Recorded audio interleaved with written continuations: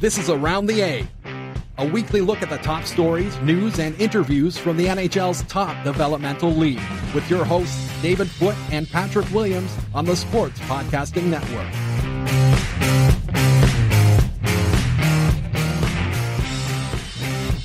It's episode 27 of Around the A on the Sports Podcasting Network. David Foote, Patrick Williams back again for what will be an in-depth show, Pat, as we get to hear from the man, the myth, the legend, the outgoing president, CEO of the American Hockey League. Dave Andrews will be our feature guest for the show this week. We're also going to get the results from our Calder Cup final of our What If fan poll coming up later on in the show. But let's tee up Dave Andrews' second visit with us here on the program. We're going to get a lot more into his history and into his entire tenure as the president of this league, and we're going to talk about everything from how he got started right through to where we are now.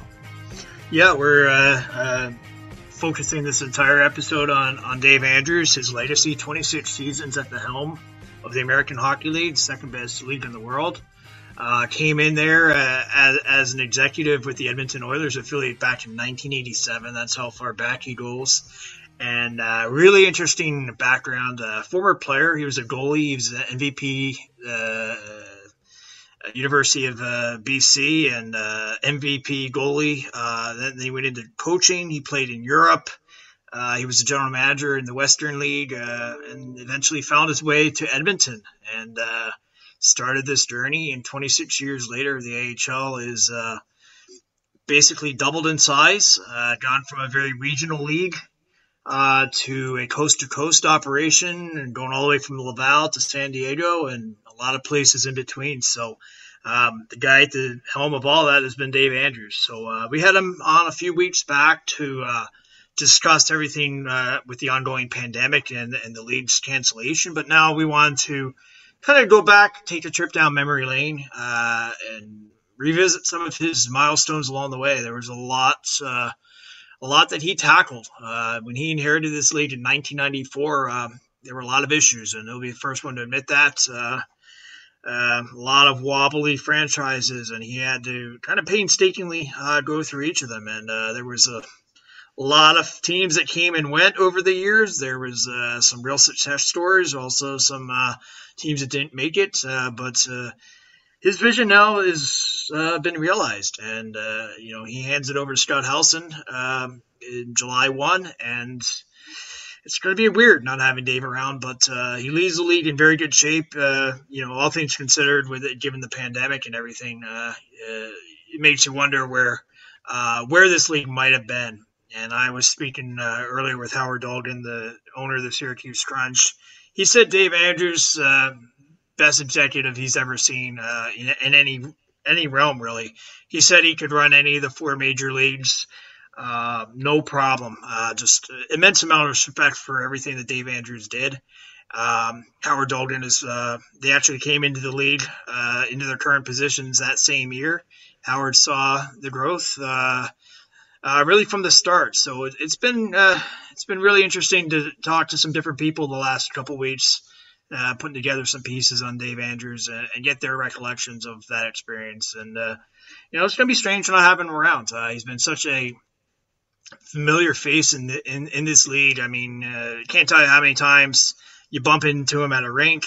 He's usually just a guy you'll see on the concourse, lining up at the concession stand or talking with fans. Just a real down-to-earth guy, very personable.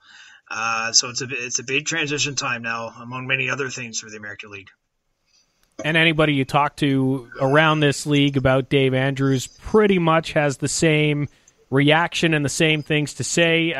This league would not be where it is today without him, and I think we're all thankful as well that as we deal with this pandemic and look to get back on the ice, he's going to be a key member in that return to play task force as well, that's going to help figure out all those protocols. And I believe, if I'm not mistaken, Pat, he's going to stick around to kind of be a bit of an advisor in a sense to Scott Howson as he takes the reins.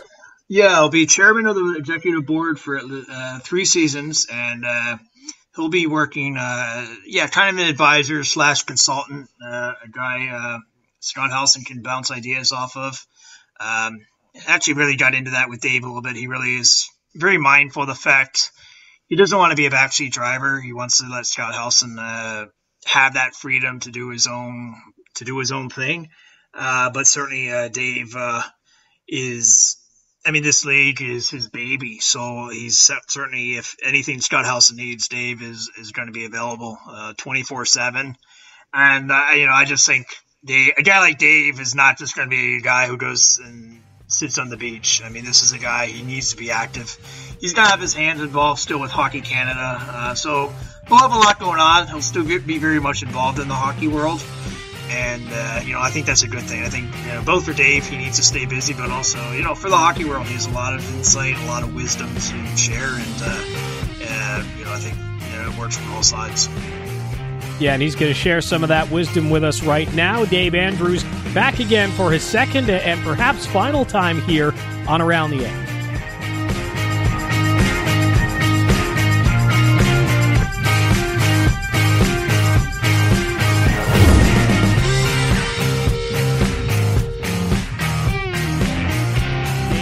Doing this, we're going to get into everything from the start of your career way back with the Edmonton Oilers organization to your time now and what's to come, so we really appreciate the time.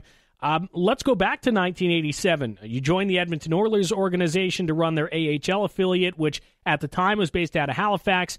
What made that opportunity attractive to you?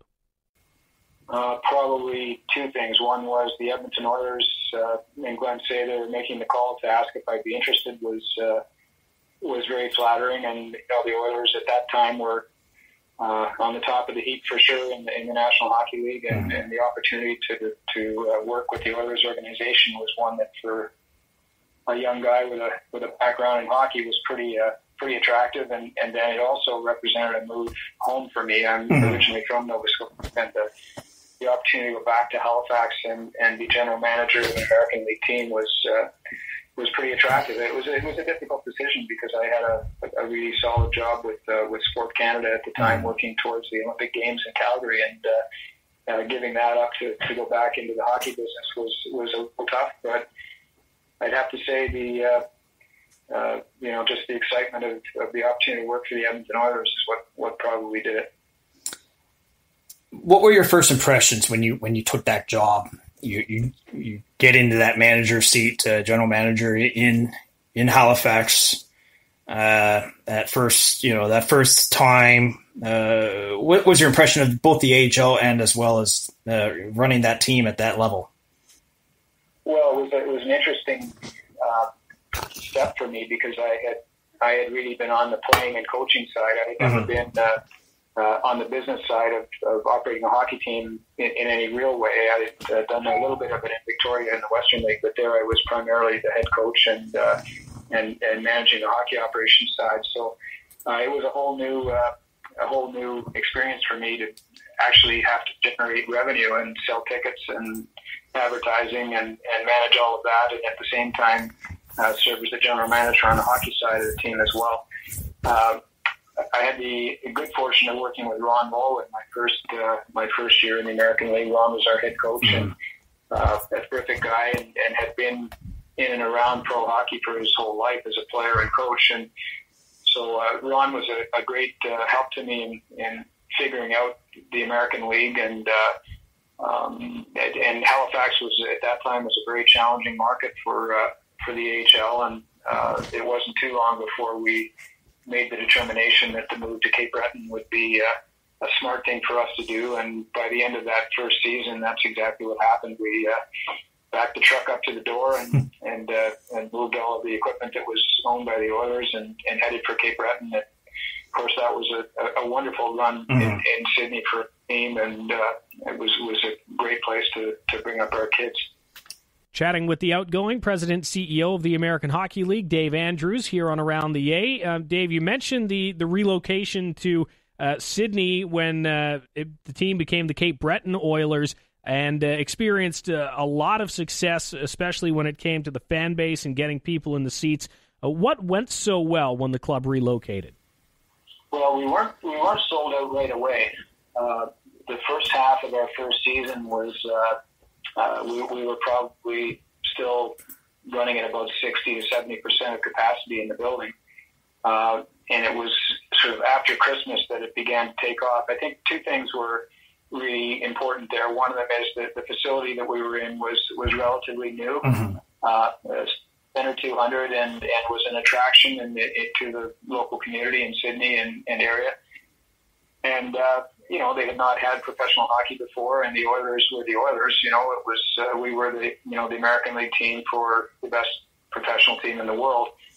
So while almost everybody in Cape Breton is either a Maple Leafs or Canadiens fan, they were kind of warm to the idea of coming out and seeing pro hockey and the Oilers. And we managed to sell so many packages, ticket packages at Christmas time for half-season tickets that we were sold out in the second half of the season and stayed that way until I left in whatever year that was, 93, 94, the end of the 94 season, I guess. So great fan base, really passionate hockey fans, very knowledgeable hockey fans, and a very small market for an American League team. And not a lot of competing entertainment there, and pretty long winters, and so despite the fact we had one of the worst teams in AHL history in that first season in 88, 89, we in the second half we were sold out, and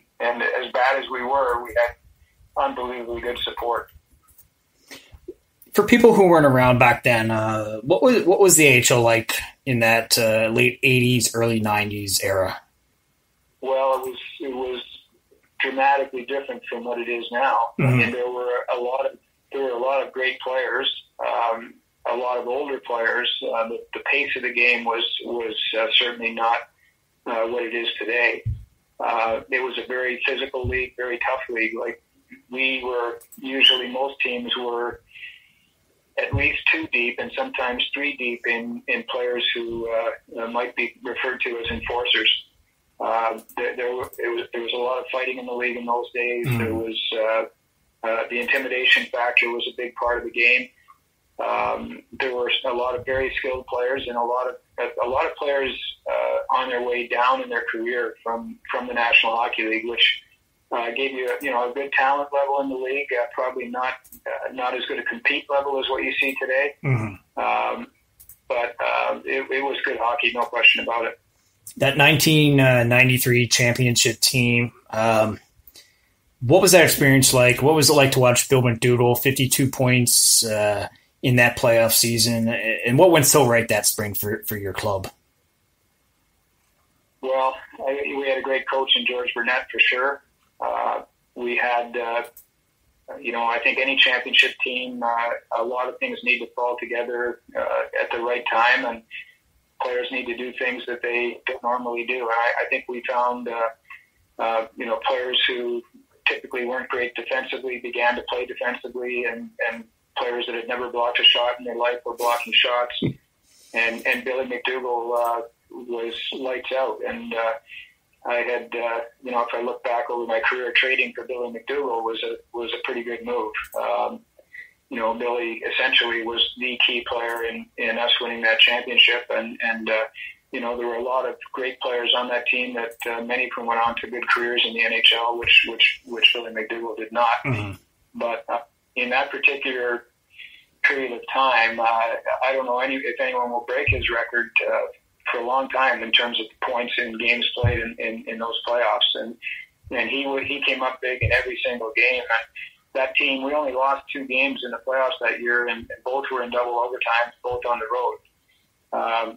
It was, and we were certainly not the best team in the league throughout the season. I don't know that anyone would have picked us to win the cup. But somehow, once we got through that first round, our players started to believe they had something special going on, and you could just see the confidence grow in the team and the commitment grow amongst the team to try and get it done. So it was, it was one of the great memories of my hockey career for sure. Was winning the championship, in the whole run. But that night that we won it in Cape Breton was really special, and it meant a lot to the people of Cape Breton Island, where, a very high unemployment rate at the time, and, the economy was not good, and there was a lot of hardship in people's lives, and for that community, winning the American Hockey League championship was a big deal. Chatting with Dave Andrews, the outgoing president, CEO of the American Hockey League. Dave, you had all that success in Cape Breton, and I assume the window started to open as far as possibilities for your career go. At what point did you first consider potentially running the whole league, and what was that transition period like for you? Well, I had never thought about this as my next stop in my career, for sure. I was... in my career path, I thought I was going to run through the Edmonton Oilers in Edmonton, and either there or with another NHL club to get a chance to move into a management role in the NHL. And I did, have one or two conversations with teams, and certainly had the opportunity in '94 to move to Edmonton and work with Glenn in Edmonton. But the way this unfolded was actually I was at a board meeting, an AHL board meeting, and Gregor Kilpatrick, who at that time was the league's counsel and had been a former owner in the league and was an attorney, asked me to join him for a coffee after a board meeting. And so I went for a coffee, and he said, Jack has advised us he's going to retire. And he said, I think you should be the next president. And I said, well, I don't know that I'm electable, and I've never even thought about it. And at that time there was kind of a rift between the Canadian-based teams and the U.S.-based teams, and the usual kind of differences of opinion between NHL-owned teams and independently owned teams. So as I looked at the league, coming from an NHL-owned team, which in those days was in the minority. Mm-hmm. And coming from a Canadian team was almost a kiss of death if you were trying to get the job. So, I said, I just don't think I'm electable based on the current sort of political climate within the league. And Mr. Kirkpatrick said, that's exactly why I want you to apply, because we need a new look, we need a fresh look, we need a different direction. And so I went back and thought about it and applied for the job and went through the interview process. And it's very few jobs would be filled this way, but the actual election of the president happened a year before I took over. So mm-hmm. It would have been the summer of '93, I guess. Yeah. I actually became the president-elect. So I had another year before I actually moved to Springfield, and I ran the Cape Breton Oilers in that final year, knowing that I had already signed a contract to go on to be president of the American League, and Glenn and the Oilers were very, very supportive. At least he didn't, fire me and say, "Well, you took another job, so good luck." So they were very supportive, and it really was an advantage in many ways, because I had a year to really think about where I wanted to take the American Hockey League and how to go about doing that, and worked with a lot of people within the league for over the course of that year before I took over. So I hit the ground better than running in the summer of '94. Aside from those political concerns that you mentioned, when that job was first brought up to you, what was your gut feeling? Did you want it? Did you want to take the job, or did you have some reservations? No, I wanted to take the job. I had, my background had been kind of a mix of sport management in different outside of hockey and inside of hockey. I had worked as a senior consultant with Sport Canada on the Calgary Games, which had me working with a number of different sport organizations on high performance programming and spending a lot of time in Europe with international coaches. And prior to that, before I was coaching full time in the Western Hockey League, I worked with Hockey Canada in the British Columbia branch, essentially on hockey development programming, and I you're working with boards there, and I worked with the government of British Columbia with all of their sport organizations as well. So I had a fair amount of organizational development experience and leadership experience both in and outside the game of hockey, and on the hockey side, obviously having coached in the Western Hockey League for a few years and been involved with that, and then working with the Oilers for 7 years, I had a pretty good background both on the hockey side and on the organizational development side. So, the idea of taking over an organization like the American Hockey League wasn't nearly as intimidating as coming in to be general manager of the Oilers in Halifax in 1987, because I was doing a job I'd never done before. But this one, I felt I had the background to manage it. And I also believed strongly that, the league was not in a great spot, but could be with the right approach. And, in terms of the process of getting the job, I essentially, in the competition, there were, I think, four people shortlisted for the job who interviewed for it. And when I came to Boston to my interview, I brought essentially a strategic plan for the league that I put together and laid it on the table and said, if I'm your guy, this is where we're going, and this is what it'll look like. And that's what got me the job, without a doubt. And when they came back and said, we're going to put your name forward to the board for approval as the next president, they said, we're doing that because we believe in your plan, and you're going to be tasked with carrying it out. So, I was ready and I wanted it. And I also, it provided some opportunity, I thought, for my family. Like it was I thought probably a more stable job than what I had, and could settle us in for a while. What was that plan that you proposed to the American Hockey League? It started with the development rule, I can tell you that. We needed to differentiate ourselves from the IHL, and we needed to build on the strengths of the American League, and the strengths of the American League were in player development. And we needed to build on the fact that we had significant NHL ownership in our league, and we had to create something that was attractive to over time to every National Hockey League team as a player development location. And the other piece of it was that we have, out of our 15 or 16 teams at the time, we had an awful lot of them that had a shelf life financially by the looks of how things were trending in our league. And so expansion was another big element of what I felt we had to do. We needed to strengthen our league in terms of the number of teams in the league and the quality of ownership in the league and the quality of the markets. And so that was, another part of it that we tackled pretty quickly.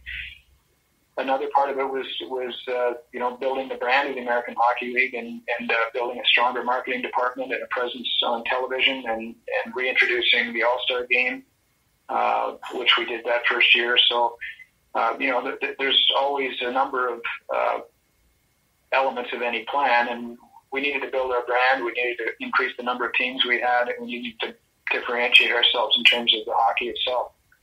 And we managed to do all of that. And I looking back, all of that was, the beginning of where we are today. When you look back at that first season in that job, you take that role. You're in the office. What surprised you, and what despite all your preparation, were you not ready for? That's a really good question. I think one of the challenges was our relationship with the Players Association was not great, and I didn't make it any better by imposing the development rule, which we did not negotiate. Which you need to negotiate, but we just went for it. So we went that first year without a collective, in collective bargaining, but without an agreement and with a very confrontational relationship.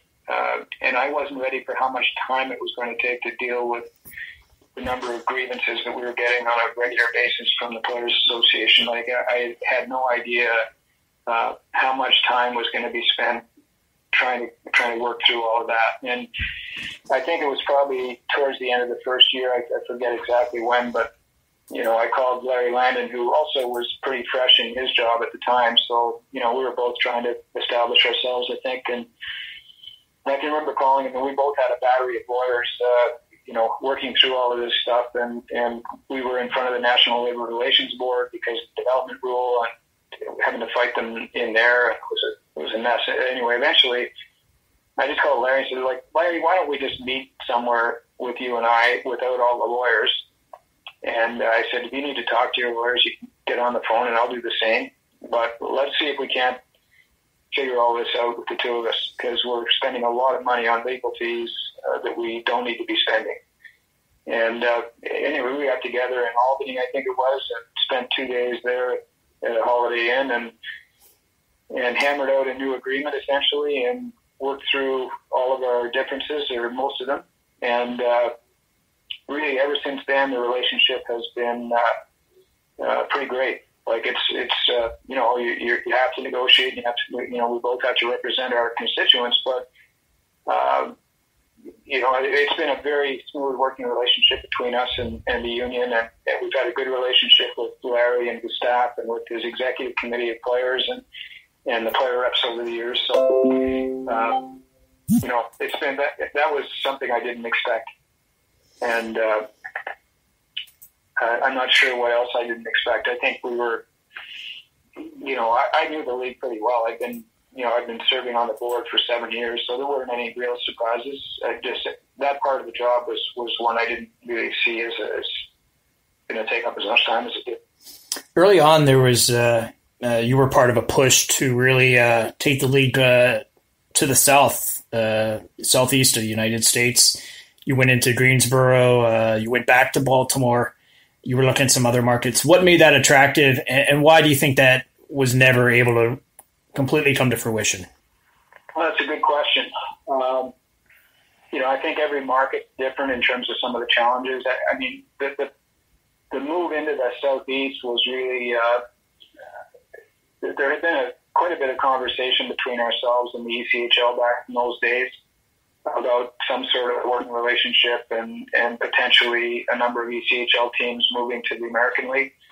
And I had attended a meeting of a number of those Southeastern-based teams, and, you know, they came to the conclusion that it didn't make a whole lot of sense for them to be in the American League. And, you know, in fairness, back in those days, they were probably right. Mm-hmm.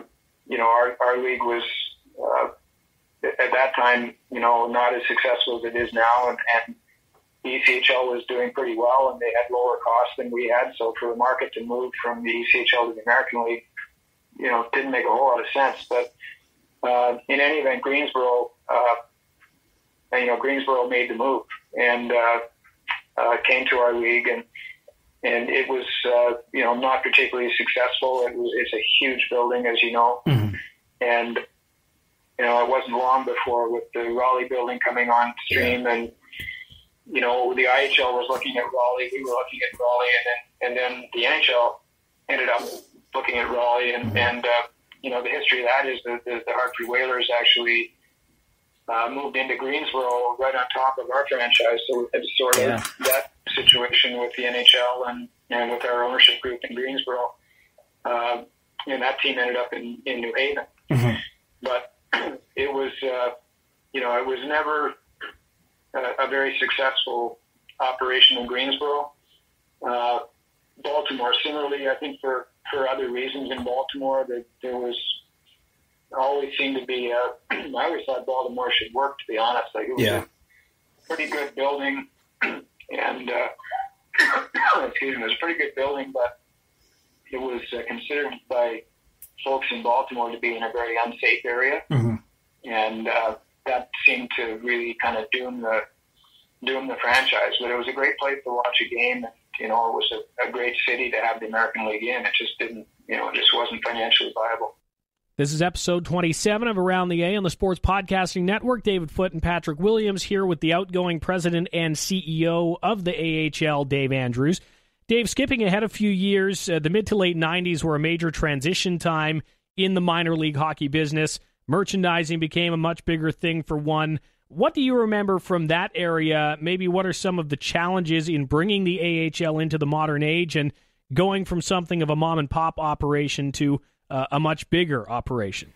Well, I think from the very beginning, we one of the best moves that I made was I hired Mike Humes, who came in as our vice president of marketing, and Mike had worked with both the NHL and the NHLPA and had a good feel for television. He had a good feel for events, and he was an excellent sponsorship sales person. And he and I, formed a pretty good team. I think he brought a number of strengths to the league that I didn't have, and so we complemented each other well. So Mike was a big part of us, launching our All-Star event. Another thing that really helped us at the time in my first year was the NHL lockout, which created television opportunities for the American League. And so when we got started with kind of trying to rebrand our league and put a much more professional business look to the league, the opportunity was there, and baseball was out as well in that fall. So we had a really good opportunity to get our product on television and to get the American Hockey brand out in front of people in a way that we otherwise might not have. And then we carried on from there. We continued to build our sort of broadcast opportunities, continue to build the All-Star event. And I continue to expand the league, thinking really that we just need more markets, we need more inventory. And yeah, they may not succeed, may not succeed long term, but we need homes for NHL teams to put their players in. And, we needed to get a critical mass of NHL teams moving their affiliates back to the American League. And we needed to have a perception that we were a league on the move forward. And, that's how we began to build value in our franchises, and it's how we created inventory for more affiliation agreements. And so, I've had, I think I've had 76 different teams in the American Hockey League during my tenure. Mm-hmm. So it hasn't all been a story of success at every turn. Like we've just had to just keep pushing and keep pushing and attract better markets and better owners. But we've never moved backwards in terms of the number of teams in the league from when I started. So, you got to keep if you're going to have a league, you got to have a critical mass of teams to operate. In 2001, the AHL absorbed 6 teams from the former International Hockey League, which was shutting down. Those have gone on to become some of your strongest franchises. What was that process like of bringing those teams in? Yeah, the NHL, I think the NHL in terms of NHL New York, they were very focused, as they always are and should be, on their own business. And I don't think they had a whole lot of concern for what was happening in the IHL or the American League, for that matter. I mean, they certainly were more engaged with us in terms of officiating development agreements and some of the work that we were doing with the NHL. I think we were much more closely aligned with the NHL and with Gary Bettman than the IHL was. The IHL were almost attempting to be in some ways a competing league. I mean, I think their overall vision at the time was, with a lot of very wealthy owners and being in big U.S. markets, that they, could maybe do what the WHA did and somehow, create teams that either create a league that would compete or teams that might eventually be absorbed into the NHL. So I would say we were the favored son of the two, but it wasn't entirely a favored nation status for sure. The IHL and the American League, there was a fair amount of dislike between the leagues. I think our ownership groups were not fond of each other. And certainly at the president's level and commissioner's level, we were also not very fond of each other. We were in a dogfight, and I think both leagues knew we were in a dogfight, and in my view, certainly, over the long haul, there was some question in my mind as to whether both leagues would be able to survive. And when I first started, I would say, probably the IHL would have been perceived as the league that would be the surviving league because of the strength of their markets and their ownership. And they were, very aggressive. And I think our business model and our strategic plan was a better one. And over time, that proved to be the case. And we competed hard for different markets with and against the IHL.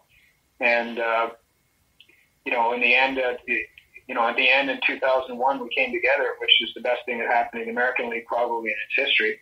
But yeah, from the inside, what was that like? It was pretty confrontational. What was that experience of the absorption like in bringing in some franchises that had kind of a different way of doing business? How did you acclimate them to how you wanted them to run as AHL member clubs? Well, it was a very good process.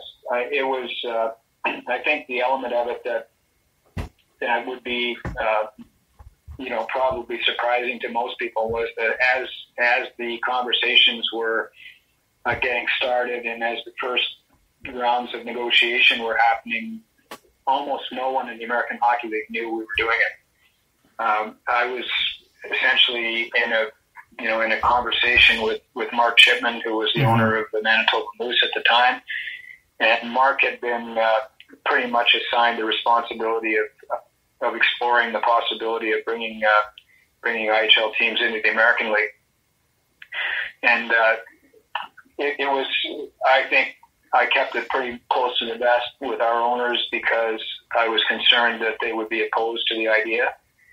And for a number of reasons, increase, well, first of all, just the animosity between the leagues. And the possibility, I guess, that they might think the IHL would just go away because they were failing at the time. And, my vision for how good it could be for the league if we could find the right deal, and how do you make the negativity go away with your owners, is to provide them with a deal they can't refuse, right? Mm-hmm.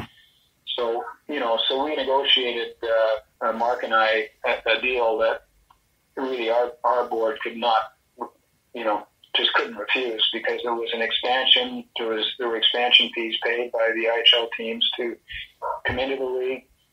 We built a concept around a travel pool where all teams in the league would share in the increased travel costs of teams that had to travel, out to Salt Lake or to Winnipeg.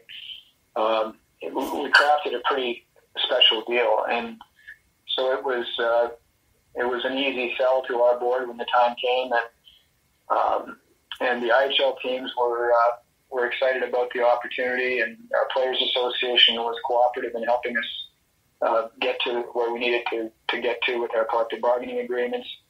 It was really good. And on the day that we announced that we brought those teams into to Springfield, the IHL clubs and their senior management, and we had a day and a half session of orientation and welcoming them to the league. And we made very clear from the very first minute that they were, full members of our league, and that there was no longer any differences between us. And it's, it was a positive step for us. It eliminated our competition.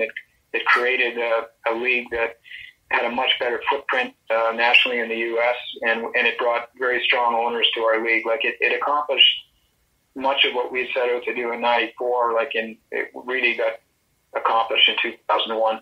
At the time, Mark Chipman, obviously such an influential figure in Winnipeg hockey. What was it like? What were your first experiences like working with him so closely on this deal?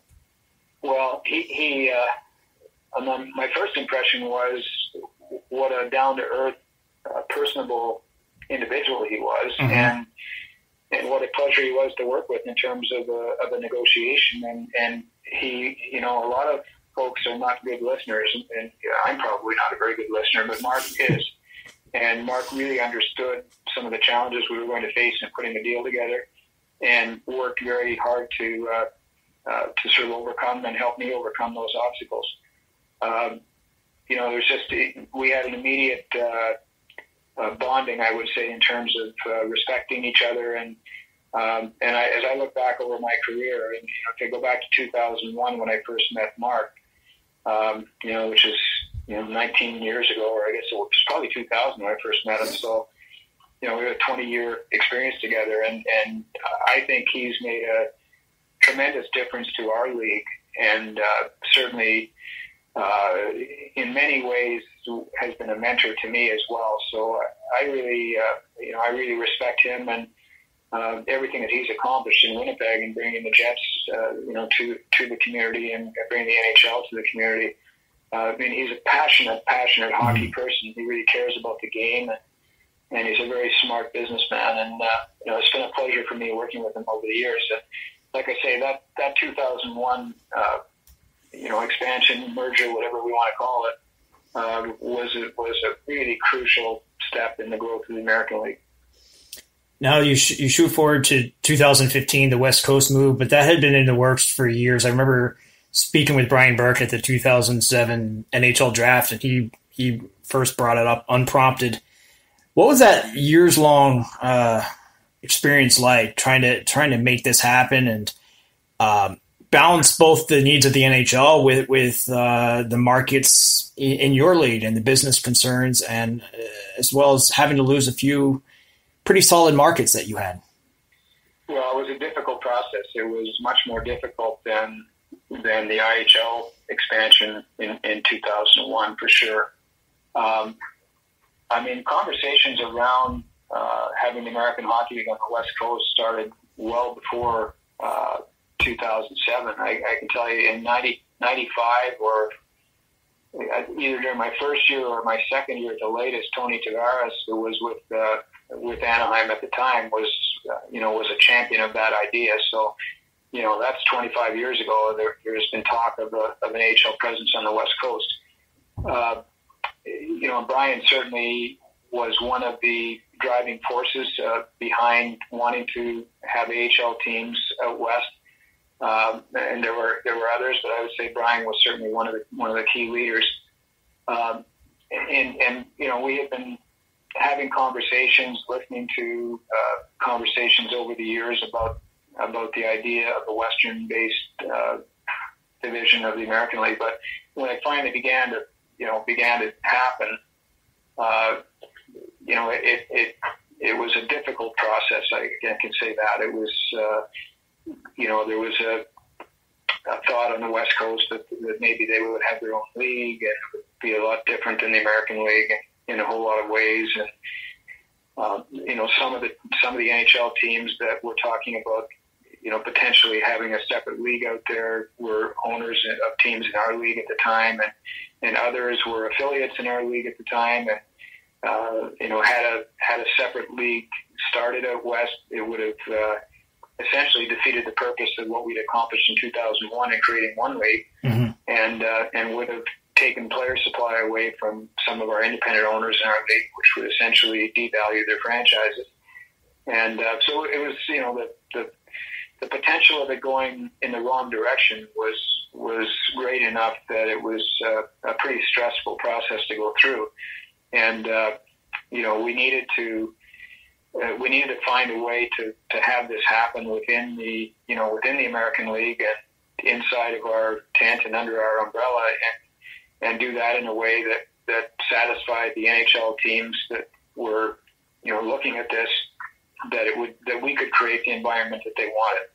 And we needed to make certain that the franchises that would be moving, that the owners of those franchises would be, fairly compensated for their franchise, and that the relocations would be orderly, et cetera. So there's a lot of work. Anytime you think about that number of teams relocating, together, it's a very complicated process. But it got done, and it got done, with the help of the NHL certainly, and Gary Bettman, and with the help of Bill Daly, who was pretty involved as well, and with a lot of persuasion on my part and a lot of political capital being used to make it happen with our league. So it was hard. It was, I would say, the hardest, the heaviest lift up until now. For our league over the years. As I say, it was much more difficult than 2001. But the outcome has been terrific. If you look at what's been created and, the growth after the move of the 5 teams to California, we've now, added a team in Arizona and added a team in Colorado and adding a team in Nevada and eventually another team that will be Seattle's. So our footprint now is a national footprint. And the most important thing is that at the time there were 7 or 8 NHL clubs involved in really wanting to see an AHL type operation in the West. like they now have it, and they're happy. They're happy to be members of the American League. They're happy to have a player development system like they have out there. It's great for the sport in terms of the growth of hockey. It's been great for those NHL teams, and it's been great for the AHL. So I mean, it was a difficult birth, but it was really worth it. And it's just sometimes these things are pretty complicated and pretty difficult. For you personally, did that sort of accelerate your decision to maybe want to finally leave this position after all this time? How much did that experience take out of you going through that 2015 shift? Well, it actually had the opposite effect in that I was about to retire. I was thinking of retiring just before all of that, mm-hmm. and our executive committee at the time said this is not a good time for us to be transitioning the president, and we would really like you to stay on and manage this for us. So it actually kept me in the league, and as we went through it was really challenging and very stimulating to be part of working it through. So it actually probably engaged me more in the job than I had been in the years just before that. And then once it was done, I mean, it had been so stressful. I said, well, I don't think I'm going to retire now. Like that was a pretty heavy lift, and I'm going to kind of enjoy this for the next 2 years. So I don't think it took anything out of me in terms of leading me towards deciding to retire. I had been going after 2015. I kind of went year to year in the job, and, mm-hmm. and our executive committee said, you tell us what you want to do. And finally, a year ago now, or a little more than a year ago now, I came to the conclusion that it was time. And really no one thing led me to that. It's just, I think you just, all of a sudden, you get the sense that it's time to move on. And mm-hmm. So it's good. I haven't had a second thought about it, and it feels odd today, I can tell you that, because moving from what hasn't been a very good work-life balance probably to what's going to be a completely flipped work-life balance is going to be a big adjustment. But there is nothing negative that happened in any respect that led me to determine it was time to retire. In fact, probably very much the opposite. Dave, when you look back, what do you wish maybe would have turned out differently? Or is there anything that you would have done differently? That's a good question. I don't know. I mean, I think it's not a huge issue, but I certainly wish I'd been able to get us to a unified schedule. Mm-hmm. There have been very few objectives over the years that I've had that have not come to fruition. And that is one that I believed after 2015 it wouldn't take very long for us to get to what I thought would be a unified 72 game schedule across the league. I thought that was a doable objective and a reasonable one, and I haven't been able to make it happen. I'll be shocked if within the next few years that it doesn't happen under Scott's leadership. But that would be probably it. I mean, I think along the way there's all sorts of things that happen that you wouldn't mind having a do-over, but you sort of forget about them and move on. But for the most part, it's been good. I'm extremely grateful for having had the opportunity to do this. It's been really, if you think about any kind of career that you could have, I've been very lucky to have this one. To be 26 years in this job and 33 years in the American League. I mean, it's crazy, to be around the game that long and have this kind of career. So, but I don't think there's, maybe I just have wiped them out of my memory, but there's not very many instances where I would say, I don't think that was the right way to go, or I wish we hadn't done this or that. What qualities do you think served you well in this job for all these years and dealing with, obviously some challenging personalities over the years? Well, I think I'm a pretty good strategic thinker, mm-hmm. and I tend to be quite focused, and I prepare very well. I've never thought of myself as being the smartest guy in the room. So I always figure I need to be so well prepared for any meeting that I'm going into or any phone call that I take. I want to know. I want to kind of know what's coming, and I want to have thought through how I'm going to approach it. Mm-hmm. And I think that has stood me well. I think, I think I built a lot of trust over the years with our owners and with our partners in the National Hockey League, and that's really an important part in being able to do this job successfully. You're right; there are a lot of different personalities. With 31 teams and 31 NHL teams, a lot of different personalities to deal with and a lot of different agendas to deal with. But most of those people, if not all of them, are well-intentioned and believe that their views or their ideas or their objectives are the right ones. And without the trust that you will deal with them all fairly, and that you will deal with act with integrity, and that you care more about the league than all of them put together. With that, they generally believe that even if I go in the wrong direction, that I'm doing it for the right reasons, that it's for what I believe to be the good of the league. So I don't think anyone wants to say that they're a champion of integrity, but I think others would say over the years that the league has been operated with great integrity and with great preparation and with good sound strategy. I think also in our league, it's pretty important to be, to have been active in the game. Mm-hmm. It probably isn't important at all, but in my own mind, it's helped me. Has there been any aspect of this job over the years that's just always giving you a headache? Something that you just do not look forward to? I don't think so. I think in any management role, most managers would say there are always ongoing staff challenges and internal management issues and issues between people in your business and some of that, but. Like everybody has that. Sure. And I can't even say that ever bothered me to that great extent. There's not much of it, honestly, not much that I would say that I've always looked forward to, to our Players Association meetings and collective bargaining. I've never found that to be something that I cringed at or just didn't want to be involved with.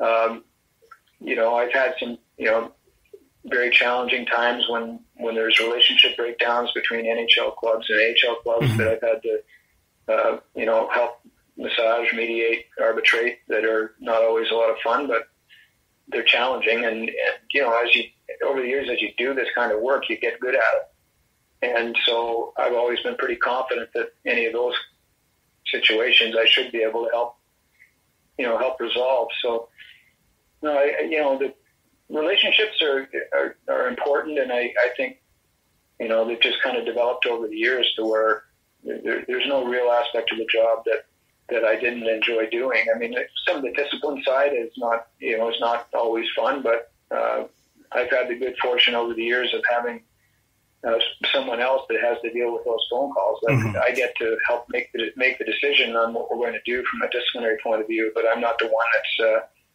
very often dealing with the emotion of it. Little bit of time left here with the outgoing president CEO of the American Hockey League, Dave Andrews. Which players and personalities over the last 26 years do you really recall standing out? I mean, there have been some real characters to come through this league.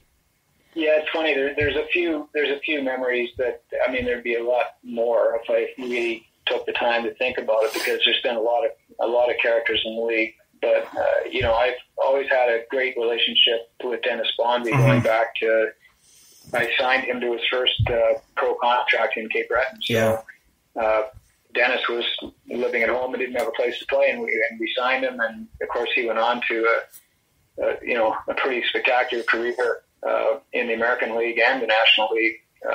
If you think about, I guess he's the all-time penalty minute leader in pro hockey.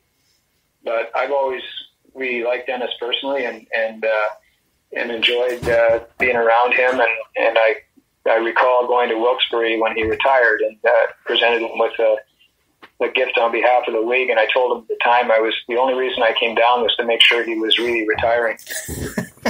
But another player that I always really, I've never forgotten and I don't even know what year it was, Mike McHugh and Hershey. Mm-hmm.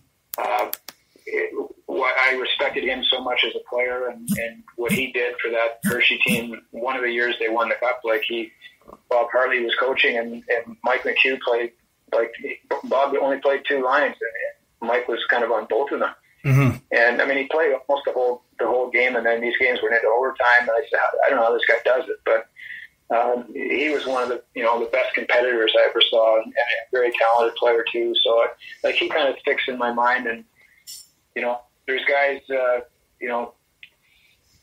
that have been around the league a long time. John Slaney would be one. There's lots of great players that have gone through our league and gone to the NHL, and I have relationships with a lot of those guys who have kind of stayed connected and stayed supportive of the American League. But Rob Murray would be another one that when these guys have been inducted, these more recent players have been inducted into the AHL Hall of Fame. Those have been special. Brian Helmer's another one. Yeah. Guys that I've watched play over the years, because I love the game. Guys I've watched play over the years that have been, outstanding AHL players and kind of veteran leaders on their teams. Those are guys that I certainly remember. As we look ahead here, Dave, you've done so much for this league over the last 26 years, and we start, peering into the future with Scott Howson taking over. What made him the right choice in your mind and the committee's mind for the league's top job and to replace you after such a long time? The depth of his experience on into the American Hockey League. Scott has been in and around the American League for 25 years. He understands the league. He knows the people involved very well. He has obviously the legal background. He's been player age. He's been he's the general manager in the National Hockey League. He's been assistant general manager. He's sat on our board. He's sat in our executive committee. So he has a familiarity with the league.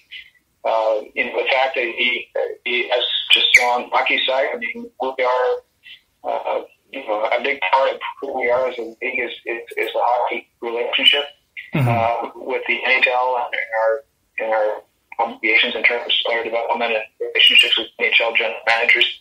Our relationships with NHL teams are as important, certainly on a one-to-one basis, as our relationship with the NHL New York.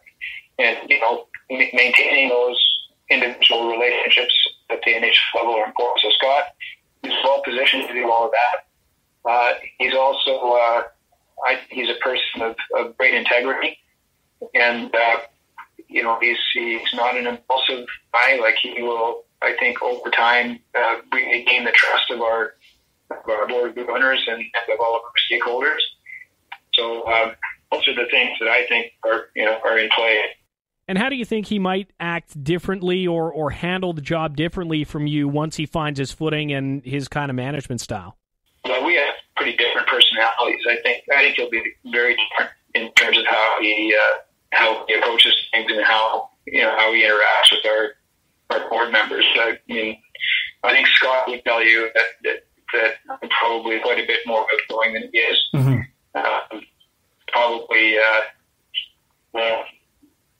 Probably too of fault. So, we have very different personalities. Scott's very quiet by nature and very, very thoughtful and probably a little more emotional than he is. I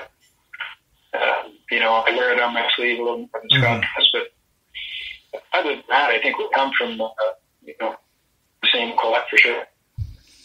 The return to play task force. We kind of joked when it was announced that just when you see me, you're on your way out. Now you're going to be a member of this. What will that task force do exactly, and what will your role there be? The task force is the executive committee of the league asked me if I would take on the responsibility of putting together a task force that would essentially take on some responsibility from a strategic point of view for managing the return to play of our league in 2021. Mm-hmm. And the idea being to build a working group that would have enough horsepower to help us, think through all the various challenges we have ahead of us and arrive at some consensus of how best to get the American Hockey League back to play. But not only, strategically kind of figuring that out, but also, in my view, if we consensus from a group that is as strong as that group is, it will help us build consensus around both the NHL and the American League as to what that return to play should look like. The task force will not be taking any responsibility for actually managing the return to play or the operational side of it. It's not going to be a day working group. It is a group, a lot of experience and a lot of expertise on both the hockey side and the business side that can discuss, debate, look at all the various options and how to best tackle getting us back to play. So it's I had the opportunity to kind of select who would be on that task force and speak to each of them and ask if they would consider helping us. And I don't expect that it's going to be a daily conversation with those folks. They all have their own things to do, but I think we'll meet from time to time as needed to try to help the league and help Scott and help our board move forward towards a return to play. And the last thing for me, Dave, this is a 24/7 job. When you look back at your career and everything you've done over the last 26 years, what kind of role did your wife, your kids, and your family play in your success and your longevity in the role? My wife, I met my wife when I was playing in Europe. And so she's never known me not to be traveling a fair amount and involved with hockey one way or another. And I think that, there's been anytime you're in this business, there's going to be some, sort of forks in the road and choices to be made and risks to be taken career-wise. And I've been very fortunate that my wife has, in every instance, either supported the idea of uprooting our family or actively said, you need to do this because I can tell you want to do it and we'll figure it out. And so that's the way it's been. And I think our kids actually, our children were born, two of our children were born in Victoria when I was coaching there, and our youngest was born when I was in Ottawa. And then we lived in Halifax, and then we lived in Cape Breton, and then we lived here. And I think they would tell you that they're none the worse for wear for having moved a few times and made new friends and learned to manage that in their own lives. So, they've been, I think, incredibly supportive. My kids are all actively engaged and were actively engaged in hockey growing up, and so they all have a passion for the game as well. And my grandkids are playing hockey, and so, without the support of your family, none of this works, right? And I'm very appreciative of that, and I think we've had I think my family would be grateful for the career that we've had here with the American League. We were able to be in the same place for 26 years, which in the hockey business is unheard of. Mm-hmm. So they were able to kind of grow up here. They all went back to Canada to go to university. So and they're all in Canada now. But it allowed us to do our family was benefited from having a job for this long and being in the same place, and so it's all been good. I think we've never had an issue with the kids anytime you move, there's a lot of tears with the move and they're not thrilled, but they all adjust pretty quickly. Couple more things. What's next in your mind for the AHL for the next few years after this pandemic situation does pass? And what's next for you personally as you move into retirement? How close will your connection to hockey remain? Well, on the first question, Patrick, I think it's hard to tell. The AHL was extremely well positioned in early March for Scott to come in and take over with a lot of our major corporate agreements, with a long term ahead of them, and a new collective bargaining agreement in place, and the addition of Seattle coming up and the move to Nevada. We were in a really good place, and where he would certainly have the luxury of coming in and adjusting and taking his time in terms of strategically moving the league in any sort of new direction. And make no mistake, there's lots of room for growth. There's lots of stuff that can be done to make our business stronger and more successful, and I expect Scott will do that. But having where we are right now in the midst of this pandemic, I would say that what's ahead for the AHL is probably a lot of heavy lifting to get ourselves back playing, and then after this next 2021 season, to get the league back where it was early in this season is going to be a challenge, and it's going to be hard work for everybody involved. And what should have been an easy transition for Scott is going to be a more difficult transition and a lot of hard work required. He does have a great staff. Like, we have good people here who have been with us for a long time who are very capable. So he's got good people around him, but it's going to be this is a much more difficult way to take over the job than what he or I had envisioned was going to be in place, next week. In terms of my own, my own future, I will stay involved, obviously, with the task force over the next number of months and help wherever I can with Scott to try and get us back on track. I formally will be chairman of the board of the American League for the next 3 years, which is largely a ceremonial role. And I'll stay active and attend board meetings and serve on the league's executive committee. But Scott's in charge. I will not be actively managing, operating, doing any of that. I am also currently chairman of the Hockey Canada Foundation, which again, we are working through some challenges now ourselves with respect to the pandemic and how that's impacted the foundation's work. So I'll be pretty busy with that. I serve on the board of a private school up in Nova Scotia that I'm busy with and active with as well. So I have a few things, but I'd be less than candid if I said I'm not sort of uncertain as to what this is going to feel like after next Tuesday. But I'm not absolutely not having second thoughts. It's going to be a new adventure, and I'm sure we'll find our way. Last thing, what would your message be to your staff and to all the AHL fans and teams out there as you start to wind this journey down? Well, my message to our staff and to our staff specifically is one of great thanks, but also of this is a new opportunity for every one of our staff members to finally work under a new boss. And a lot of these folks have worked with me for 20 years and have never known another boss. So I think it's a chance for them to grow professionally and to learn from someone else. And I really have challenged them to see it that way and to look forward to a new experience, which will be good for everyone.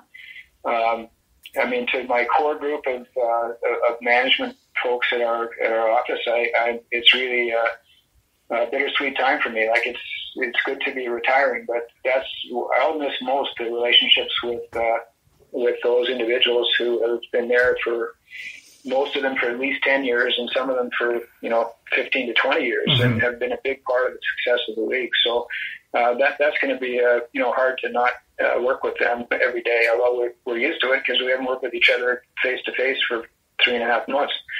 But I think to our fans and to particularly our fans. I mean, a thank you for the support that they've given to the league over the years, and they've given to me for the most part. Like I've had a very good relationship across the league with fans, and when I go into buildings, the folks come up and chat, and I think for the most part we've had a great relationship, and our league has prospered. We're nothing without our fans, so I'm thankful for that, and I think we've built something that is good for our fans, and the hockey that's played is terrific.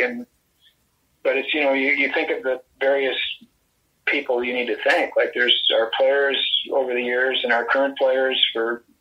Again, we don't have a league without those guys doing what they do and playing the way they do and competing the way they do. Like it's you can just keep going, kind of stakeholder group after stakeholder group, and thinking how fortunate you are to have had the chance to work with those people. And same with the NHL general managers, the same with our board of governors.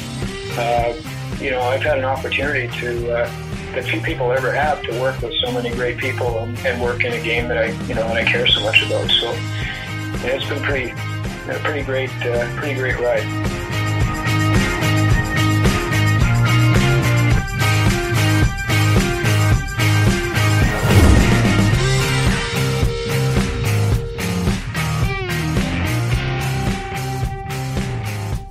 Episode 27 of Around the A, continuing here on the Sports Podcasting Network. Massive thanks to Dave Andrews for the hour or so he took with us to discuss really his life and career and the legacy that he'll leave as he hands over the reins of the American Hockey League's business operations to Scott Howson coming up in just a couple of days. Always nice to get perspective from him, Pat, and it's, as you said earlier on in the show, going to be weird without him. It is going to be very, very strange dealing with a new face atop the league. Yeah, I mean, Dave is so synonymous with the American League that you just sort of, I don't want to say you take him for granted, but he's always been there, right? And certainly in any of our career time, and really most of the time, I mean, he's really one of the real constants in this league. I mean, this is a league with so much turnover, so players come and go, coaches come and go, but Dave has always been there. And a little quick fact: other than the Providence Bruins and the Boston Bruins affiliation, there's no affiliation that is older than Dave's tenure. So he started in '94. The next newest affiliation after that, or the next oldest affiliation after that, would be the Hartford Wolfpack and New York Rangers in '97. So it really goes to show you how much this league has changed. It went from a lot of small markets, heavily based in Atlantic Canada and New England, and kind of a lot of markets that were having a really difficult time. And now you're looking at a league that's in places like Las Vegas, San Diego, Austin, Texas, obviously the big cities like Chicago, Toronto, so on and so forth. But I think a real point of pride is also that it still works for some of those smaller markets.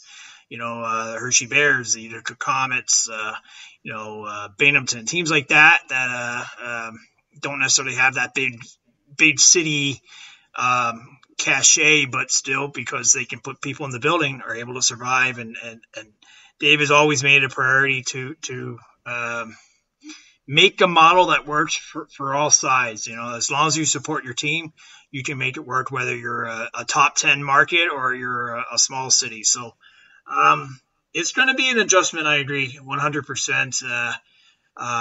Not having Dave around, especially as we're going into this pandemic, or as we continue it and really maybe get into the teeth of it. And obviously with the resurgence in the States, that's added another kind of wrinkle to the whole situation. But you talk to owners, you talk to executives across the league, they'll all tell you, as bad as this pandemic is, thank goodness for the league that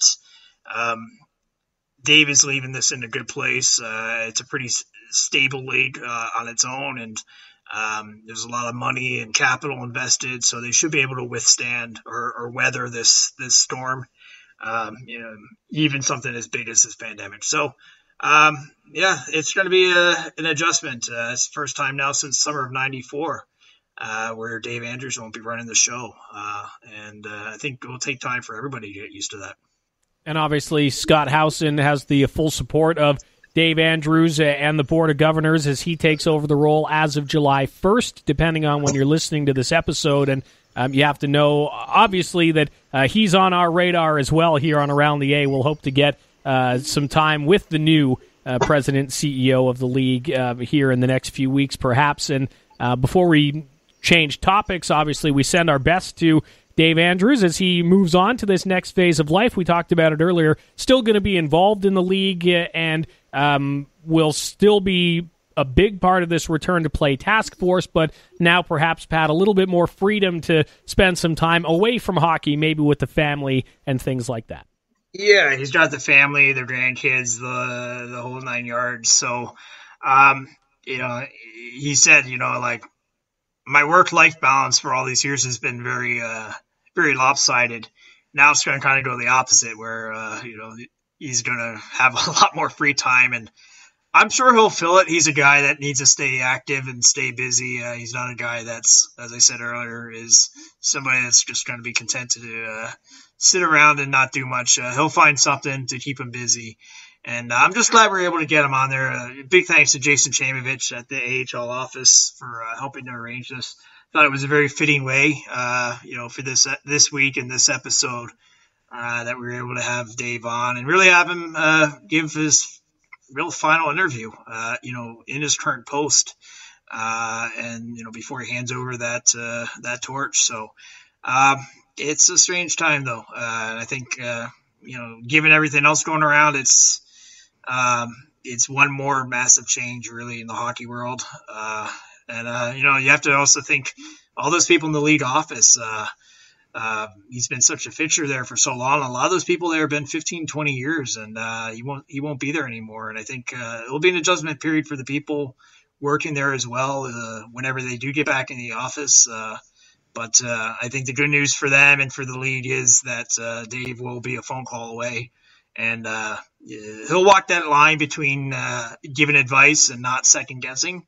It's something that Jack Butterfield, as he mentioned earlier, did for him back when he took the reins. But it's going to be different, that's for sure. Yeah, absolutely. Again, sending our best to Dave Andrews and our thanks again for his time here on episode 27 of Around the A on the Sports Podcasting Network.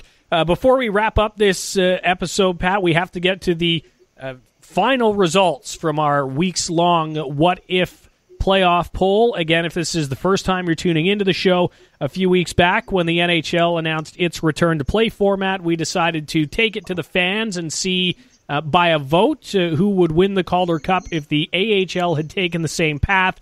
We got down to the Belleville Senators in the East and the Milwaukee Admirals in the West, and it turned out to be a little closer than it looked like it was going to be, but the Milwaukee Admirals will hoist this virtual Calder Cup as they knocked off the Senators and picked up 53.7 or so % of the vote. When we first launched this poll last week, Pat, the Admirals were running away with it, and Belleville made a late push, which I think if you were to put these two teams in a 7-game series, it might have turned out that way as well. Yeah, Belleville, full credit to them. They've been a pesky team all year, real fun. We've said this many times, up-tempo. They can fill the net, led the league in goals per game, 3.71 all season. Kind of met in some ways, their opposite in the Milwaukee Admirals, a real defensive stalwart club. But to Belleville's credit, they never quit in our poll, metaphorically speaking, and they gave Milwaukee a good fight. But Milwaukee, all through this entire exercise, has been just a real unstoppable force. And I think in the end, it's fitting that they took our virtual cup home. We don't have the real thing this year, but this is the next best thing. And thanks to our fans for participating, but also I think also just putting some real thought into their picks. It didn't just turn into kind of a favoritism pick, or if you look at the playoff tree, the playoff brackets, it's a pretty logical result. Maybe you might wonder about a couple picks, but things came out, I think, pretty sensibly, and full credit to the fans for making that happen. Yeah, a lot of people would have probably picked the Milwaukee Admirals to win the whole thing based on the season that they had, and they do win our What If Calder Cup playoff fan vote. We're going to need to find something else to do to fill the time here for these next few weeks, Pat. So if the fans out there have any ideas of what you'd like to see us do over the next few weeks, let us know. We may intermittently take a break here and there because, of course, it is the off-season officially now with the Calder Cup having typically been awarded, at end of June, and now we move into July. So with the news cycle slowing, we may be in and out a little bit as we prepare for the next season. But, of course, if anything develops, we will be here. And if there's anybody that you want to hear from, we will be sure to track them down and make sure to get interviews up that'll keep everybody engaged and following along and on track with what's happening here around the league. Absolutely. If you've ever wanted to hear from somebody, now's the time to ask. People in hockey are probably never been more available than they have been recently. We've had a good mix, I think, of different types of guests, different segments of the hockey world. Everyone from Kate Ogden a couple weeks ago, the sports psychologist for the San Diego Gulls, now to Dave Andrews, president of the league. We've had coaches, we've had players, MVPs, you name it. So we're always open for new ideas. Fans help us to sometimes see things that maybe we don't see from our own vantage point. And we appreciate all the feedback we've been getting on social media. Our Facebook page has really taken off. That's been really cool to see. There's some things we can do on that. Our Twitter feed as well. So we're trying some new things here. It's been fun, trying to make the best of this whole pandemic situation and make hay while the sun's up. So we'll keep going. It's certainly slowed down a little bit in terms of the news cycle, but as we've seen, just when you think things slow down, then they speed up again. So the news cycle right now is a little bit unpredictable, just as so many other things are, but I think things will pick up in the coming weeks. Yeah, and we'll keep following along here. Again, if there's anything you'd like us to touch on or dig into, or anybody around the A that you'd love to hear from, let us know on our social media at Around the A Pod, or you can email us aroundtheapod@gmail.com, and we'll be sure to do our best to get those requests answered and tended to as we continue on through now the official off-season around the American Hockey League. That'll do it for us here on episode 27. For Patrick Williams, I'm David Foote. Thanks for listening, and don't forget to fill your time in between our shows by checking out everything there is to offer on the sportspodcastingnetwork.com and our sibling podcast. There's a whole lot going on there as well. For now, we'll say goodbye, and we'll talk to you soon from the Around the A studios on the Sports Podcasting Network.